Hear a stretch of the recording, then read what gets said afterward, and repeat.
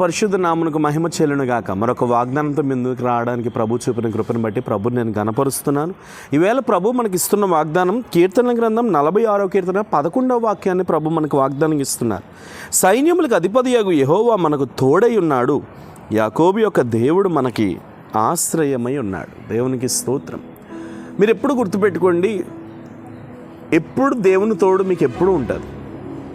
ఎవరు చేయి విడిచినా, ఎవరు చేయి విడకపోయినా, ఎవరు పట్టించుకున్నా, ఎవరు పట్టించుకోకపోయినా, ఎవరు లెక్క చేసినా, ఎవరు లెక్క చేయకపోయినా దేవుని తోడు ఎప్పుడు మీ జీవితంలో ఉంటుంది. అయితే ఒక మాట, దేవుడు మనకు తోడై ఉన్నప్పుడు మనకి విరోధంగా ఏ ఆయుధము వర్ధిల్లదు. అది ఎప్పుడు నువ్వు గుర్తుపెట్టుకోవాలి.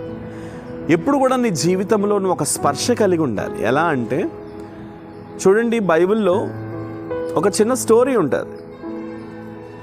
ఎందుకు స్టోరీ వైజ్ మీతో చెప్తున్నానంటే మీలో చాలామంది అన్యజనులు కూడా వాగ్దానం చూస్తున్నారు. అందుకని నేను ఇలా చెప్పగలుగుతున్నాను.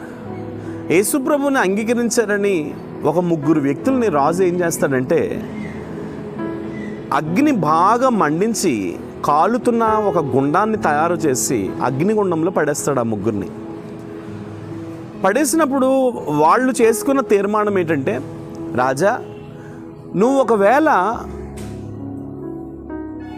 మమ్మల్ని ప్రార్థన చేయడం మానేమన్నా, మమ్మల్ని వాక్యం చదవడం మానేమన్నా మేము మాత్రం మానం. రాజు శాసనం ఏమని పెట్టాడు అని అంటే, మీలో ఎవరైనా సరే యేసుప్రభుని వదలకపోతే మిమ్మల్ని చంపేస్తామని శాసనం జారీ చేశాడు. వీళ్ళు ఏం చేశారంటే, మీరు ఏమన్నా చేసుకోండి, మేము యేసుప్రభుని మాత్రం నమ్ముతామని అగ్నిగుండంలో అన్న పడ్డానికన్నా ఇష్టపడ్డారు, కానీ యేసుప్రభుని వదలడానికి ఇష్టపడలేదు. అప్పుడు వెంటనే వీళ్ళని తీసుకెళ్ళి అగ్నిగుండంలో వేశారు. వేసేసినప్పుడు అద్భుతం ఏంటో తెలుసా, అగ్నిగుండంలో 4వ వ్యక్తి వీళ్ళతో పాటు తిరుగుతున్నాడంట. Praise the lord. ఆ 4వ వ్యక్తి ఎవరో తెలుసా, నజరేయుడైన యేసు. ఆమేన్.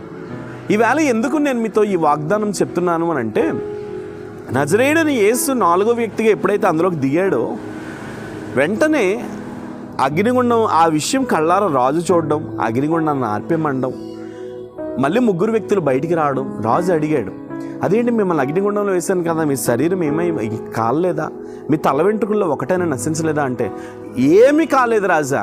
సరేగా 4వ వాడిగా తిరిగాడు, ఎవరో ఆయన అని అంటే, ఆయనే రాజా నజరేయుడైన యేసు. రాజా నువ్వు అనుకున్నావు కదా మమ్మల్ని దేవుడు ఒంటరిగా విడిచిపెడతాడని, మా దేవుడు మమ్మల్ని ఒంటరిగా విడిచిపెట్టాడు రాజా. 4వ వ్యక్తిగా ఉన్నాడు రాజా మాతో. వాళ్ళు మేము 3మేనా 4వ వ్యక్తి, మేము 2మేనా 3వ వ్యక్తి, మేము ఒక్కరమేనా 2వ వ్యక్తి. దేవునికి స్తోత్రం. ఎందుకు ఈ మాట మీతో చెప్తున్నాను అంటే, ఈవేళ నువ్వు గుర్తుపెట్టుకోవాల్సిన విషయం, నేను ఒంటరి వాడిని, నాకెవరు లేరు, నా బ్రతికింతే, నా లైఫ్ ఇంతే, నా జీవితం ఇంత అని ఒకవేళ నువ్వు అనుకోవచ్చు. కానీ ఒక వ్యక్తిగా నువ్వు ఉంటే, అందుకని బైబిల్ సెలవిస్తుంది కదా, వారిలో ఒంటరి అయిన వాడు 1000 మంది. Praise the lord. ఎందుకు 1000 మంది? ఆ ఒంటరి రోడ్డుతో ప్రభు ఉంటే 1000 మందే కదా. 1000 మంది కలిసి వచ్చి నీకు ఎగెయిన్స్ట్గా లేచినా సరే ప్రభు నీతో ఉంటే నువ్వు ఒంటరివాడవు కాదు, నువ్వు 1000 మందివి. దేవునికి స్తోత్రం. అదే చెప్తున్నాడు, నేను నీకు తోడై ఉన్నాను, యాకోబు యొక్క దేవుడు నీకు ఆశ్రయమై ఉన్నాడు. ఈరోజు ఇజ్రాయేల్ కంట్రీ ఉంది. ఆ కంట్రీ ఇజ్రాయేల్ అనే పేరు ఎక్కడి నుండి వస్తుంది? యాకోబు సంతానమే ఇజ్రాయేల్. గమనించండి మీరు, ఒక్క యాకోబు 70 మంది అయ్యాడు, ఆ 70 మంది 6 లక్షలు అయ్యారు, ఆ 6 లక్షల మంది ఈరోజు ఒక కంట్రీ అయిపోయారు. అంటే ఒక మాట నువ్వు గుర్తుపెట్టుకోవాల్సిన విషయం ఏంటంటే, ఒక వ్యక్తిని ఒక దేశాన్ని చేసినప్పుడు నిన్ను అనేకులకు ఆశీర్వాదకరంగా మార్చలేడా? అందుకనే నువ్వు అధైర్యపడొద్దు. దేవుడు నీకు తోడున్నంతకాలం నీకు విరోధంగా రూపించబడిన ఏ ఆయుధము వర్ధిల్లదు. దేవుడు నీకు ఆశ్రయంగా ఉన్నంతకాలం ఎవరు నీ మీద ఎన్ని నేరారోపణలు చేసినా అవేవి నీ జీవితంలో జరగవు. గొప్ప దేవుడిని కలిగి ఉన్నాం. ధైర్యం తెచ్చుకో. ఈరోజు ఏ అవసరతలో నలిగిపోతున్నావు, ఏ అక్కర్లో నలిగిపోతున్నావు, ఏ ఇబ్బందిలో నలిగిపోతున్నావు, ఏ కష్టంలో నలిగిపోతున్నావు, విడిపించుటకు నా దేవుడు ఎప్పుడు నీకు సిద్ధంగా ఉన్నాడు. ధైర్యం తెచ్చుకో, నిబ్బరం కలిగి ఉండు. పరిశుద్ధాత్మ దేవుడు నీ జీవితంలో బలమైన కార్యం చేయనుగాక.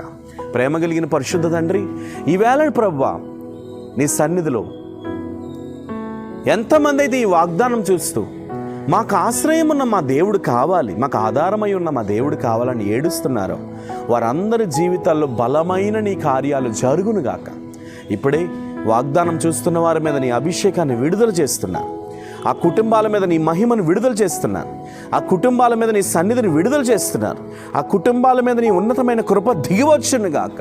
తగిన మహిమతో మీరు ఉంచమని ప్రార్థిస్తూ మీరే తాకమని, ముట్టమని, బలపరచమని, అనేకులకు దీవెనకరంగా మార్చమని, మీరే తోడుండి నడిపించమని యేసు నామమున అడుగుచున్నాను తండ్రి.